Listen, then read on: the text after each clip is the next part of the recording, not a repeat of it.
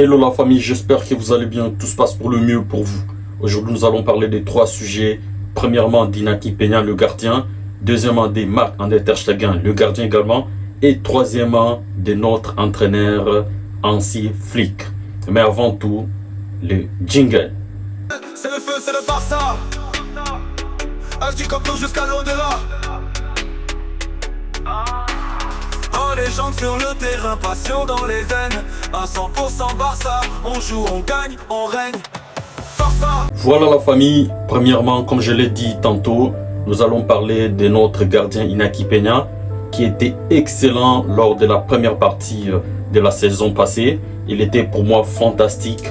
Il jouait à la meilleure. Je me rappelle le premier match contre le Real Madrid, le premier Classico au Bernabéu, lorsque le Barça avait gagné 4-0.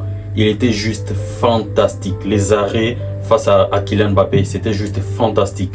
Le système de mettre la main à la meilleure, comme je le disais. Pouf.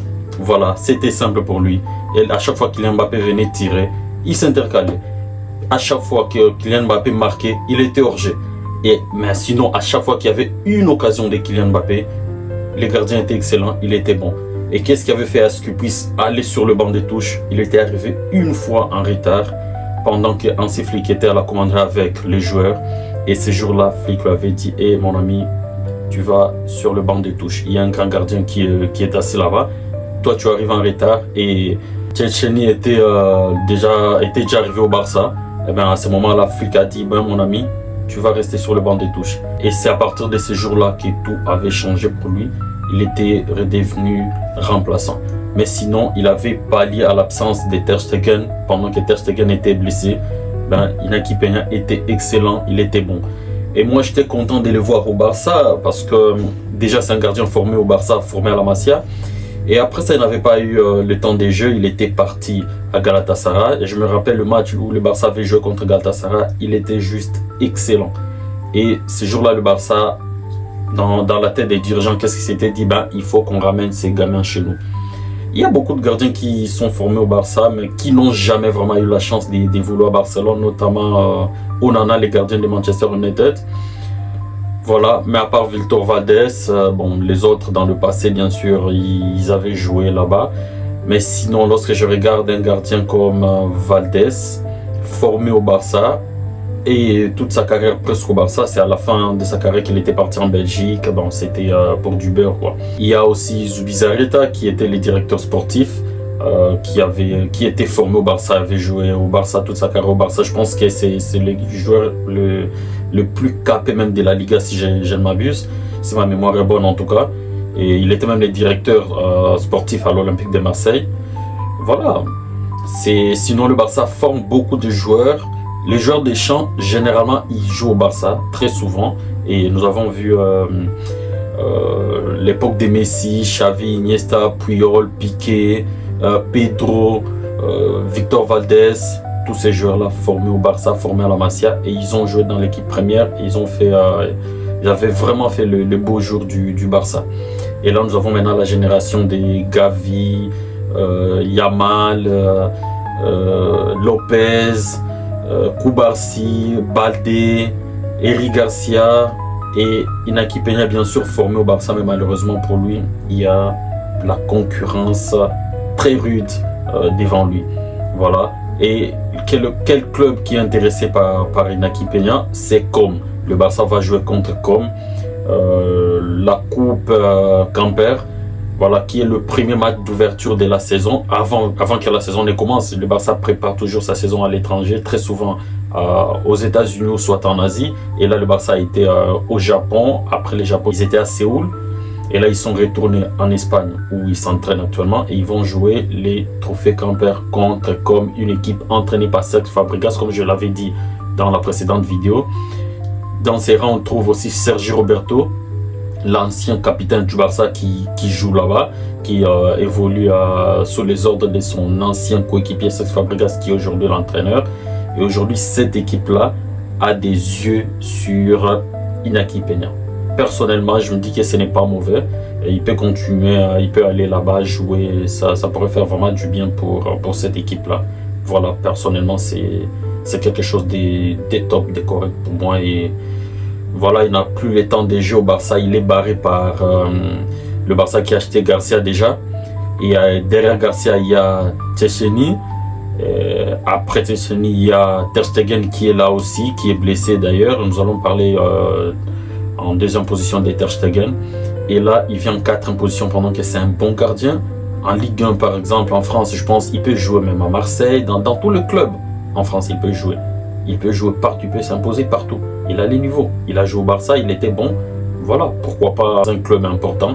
Voilà, moi personnellement, je le vois évoluer par exemple en France. Il pourrait être titulaire dans n'importe quel club. Et là, en Italie, il sera titulaire pour moi si et seulement si le Barça l'achète pour aller à Comme. Et je pense vraiment que ça pourrait vraiment aider. Comme hier, je vous avais dit dans la dernière vidéo, il y a Martinez qui est parti. Après Martinez, ça aide le Barça déjà à baisser sa masse salariale afin de permettre l'inscription des recrues. C'est-à-dire, Martinez est parti, ça baisse un tout petit peu. Il y a Inapi Peña qui pourrait partir à Comme, ça va encore baisser. Et donc je pense vraiment que c'est quelque chose qui pourrait vraiment aider le Barça quand ça concerne le fair play financier. Ça va permettre à ce que les recrues soient inscrits, notamment Rashford. Voilà, car il y a quand même un salaire important, je pense, pour Rashford. C'est vrai, le Barça ne prend pas la totalité du salaire des Rashford, vu qu'il est prêté avec option d'achat. C'est un joueur des Manchester United. Donc personnellement, je pense vraiment que ça va vraiment aider au Barça d'inscrire ses recrues. Le deuxième point, nous parlons de Marc-André Ter Stegen. C'est gardien que nous avons beaucoup aimé et que moi j'aime beaucoup. C'est un gardien issu de l'école allemande. L'Allemagne a toujours formé des grands gardiens. Nous pensons à Oliver Kahn, Neuer, Ter Stegen aussi, Kevin Trapp et autres. C'est un gardien que j'aime beaucoup, qui est aujourd'hui le capitaine du Barça. Et le Barça avait demandé à Ter Stegen de signer un document attestant, vu qu'il est opéré. L'opération en question, il sera disponible pendant 3 mois. Mais le règlement de la Liga qui dit lorsqu'un joueur est absent pendant 4 mois, il peut être remplacé par d'autres joueurs ou par un autre joueur. Voilà, c'est ça le règlement. Et maintenant, le Barça a demandé à Ter Stegen de signer un document attestant qu'il sera absent pendant 4 mois, bien que le médecin avait dit que le Ter Stegen sera absent pendant 3 mois. Et celui-ci ne voulait pas. Il s'était dit, qu'est-ce que cela a à voir avec moi? Le club avait pris la décision de recruter des joueurs avant que je ne sois blessé. C'est-à-dire le club avait une politique bien spécifique permettant l'inscription de ces joueurs. Et là, moi, je comprends Ter Stegen parfaitement. Il ne voulait pas signer ces documents. Et après, il y a eu des rumeurs selon lesquelles Ter Stegen, le Barça va retirer le brassard. Et après, il y a eu un communiqué du Barça disant qu'il y a une enquête interne concernant Ter Stegen et momentanément il est retiré du capitanat. Il n'est plus le capitaine du Barça. Voilà, c'était vraiment chaud. Et quelques heures après, Ter Stegen qui va faire une sortie, je pense il a écrit, il avait publié sur ses réseaux sociaux disant que voilà, lui il est à l'écoute du club, il aime le club, il respecte le club. Rien n'est difficile, rien n'est compliqué entre lui et le club. C'est juste une question de discuter. Et il est prêt à tout pour aider le club. Voilà.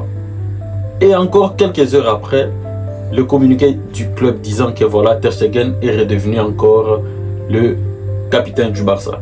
Donc le Barça a mis juste la pression sur Ter Stegen afin qu'il facilite la signature de ces documents attestant qu'il sera absent pendant 4 mois. Et Ter Stegen l'a fait, et là, ça aide vraiment le Barça. C'est-à-dire, Martinez est parti, Inapi Peña pourrait partir à Comme, et après Ter Stegen qui manifestement sera absent pendant 4 mois, comme il a signé le document. Voilà, ça fait 3 places, ce qui va vraiment permettre au Barça d'inscrire les recrues. Voilà. Donc Ter Stegen, j'espère vraiment lors de son retour, soit il ira ailleurs, mais vu que Garcia est déjà recru pour être numéro 1 et Tchessény être numéro 2, Ter Stegen, je ne le vois pas être numéro 3 pendant que c'est une légende du Barça.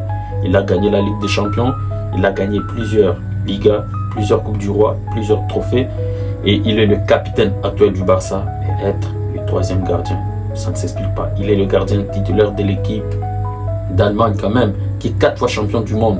Ça ne se comprend pas. Pour moi, après cette blessure, il doit impérativement partir. À mon avis, Ter Stegen doit partir. Nous l'aimons beaucoup et moi personnellement, je n'aimerais pas voir Ter Stegen souffrir sur le banc en train de se plaindre tous les jours, ne pas être content à l'entraînement. Voilà, ça pourrait créer des soucis dans le vestiaire, sachant que l'objectif c'est de faire mieux que la saison passée. Voilà. Donc pour moi, en tout cas, Ter Stegen, c'est mieux qu'il parte après son retour de cette blessure-là. Il serait mieux qu'il commence déjà à chercher une porte de sortie. Mais sinon, c'est un gardien que j'aime beaucoup et je le porte personnellement dans mon cœur.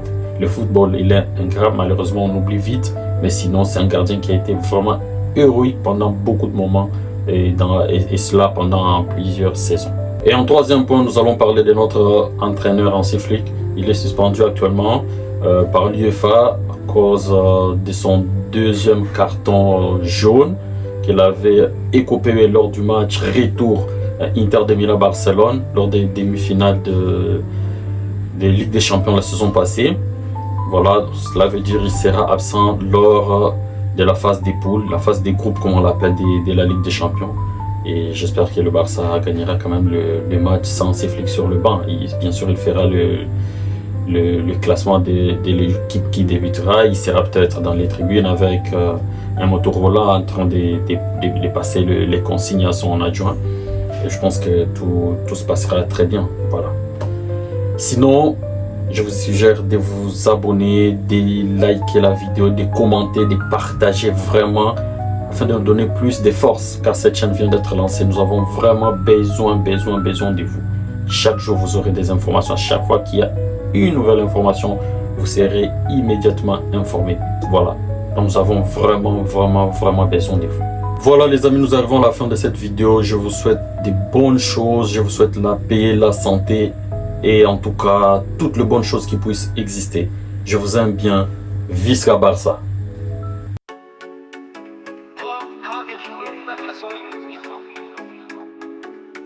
C'est le feu, c'est le Barça.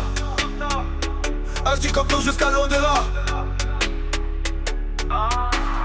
Oh les gens sur le terrain, passion dans les veines. À 100% Barça, on joue, on gagne, on règne. Força.